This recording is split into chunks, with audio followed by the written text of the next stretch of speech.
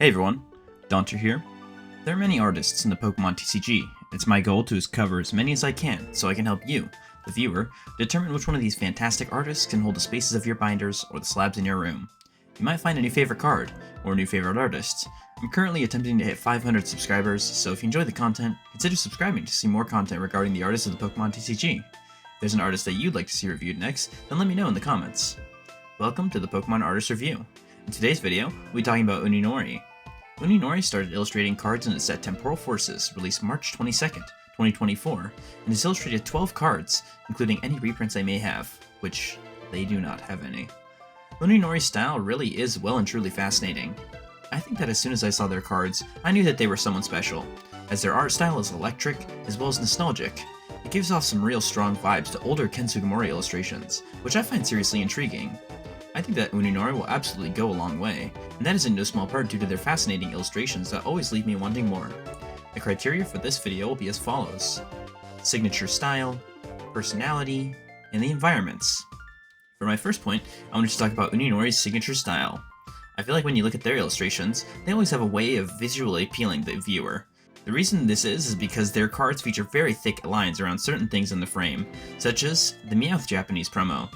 This card is absolutely fantastic. You can really see everything in the illustration so well. It's all so clear. And that really thick outline around the bottom half of the Pokemon is a really nice part of it. Interestingly, smaller features such as the tips of the ears and the whiskers have thinner outlines, which I find really cool. But you can also really just tell the care and love that Uninori puts into their illustrations due to the awesome backgrounds present in their cards. In that Meowth card, those nice bluish minty green bushes in the background are so nice to look at. And the lighter green bushes in the foreground are really cool as well. They also have nicely designed and differentiated trees, showcasing a lot of life in the world around the Pokemon. Another card that's really cool is their Tornadus card from Stellar Crown. I don't know why, but I really love this rendition of the Pokemon a lot. The way that its hands are drawn make them feel a little bit more punchy than I feel like we see sometimes, but also those scratchy lines along the Pokemon add a really cool stylistic choice. I think something cool about this card as well are those plentiful clouds. I mean, of course there are going to be clouds in a Tornadus illustration, but the abundance of twisty, turny clouds adds a nice environment for the embodiment of clouds. I also like the perspective of the background, as it kind of races towards us from left to right. It's a nice effect and looks really intricate.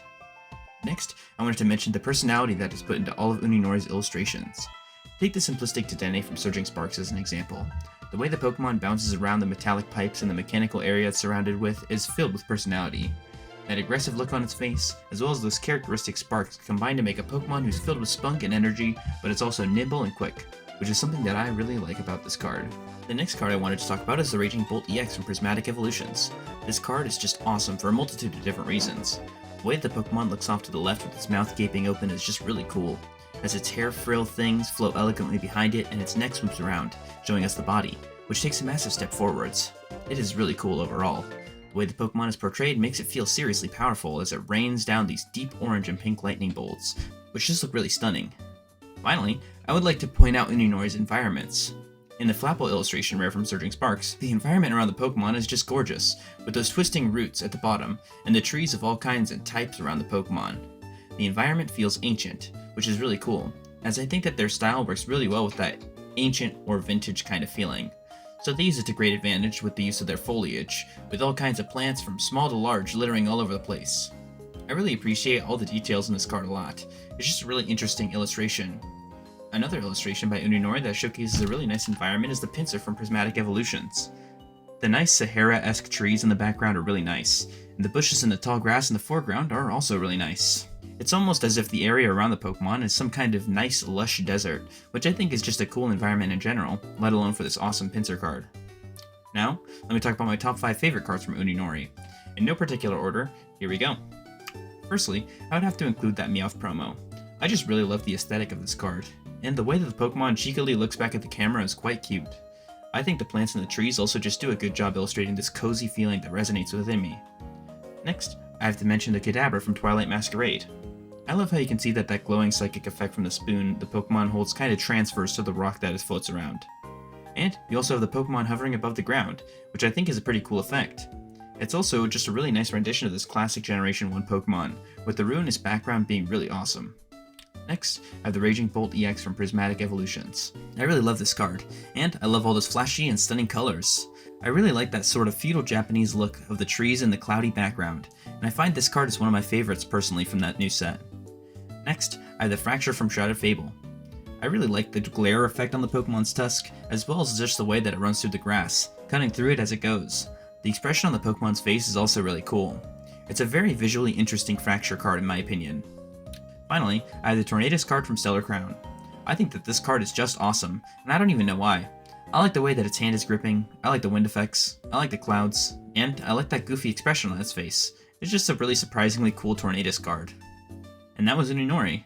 Uninori's classic style that is reminiscent of Ken Sugimori is a really awesome style that I'd love to see more from. Hopefully they continue to illustrate cards for the TCG for years to come, as I think they have a lot of potential. Maybe some really cool Charizard card or something in the future? Only time will tell though. If you really enjoyed this video, let me know by liking and commenting, as well as considering to subscribe to my channel. I cover everything you need to know about Pokemon artists, and also just some other silly gimmicks on the channel.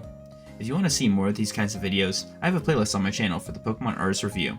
And with that, I hope you all have a fantastic day, and I'll catch you next time.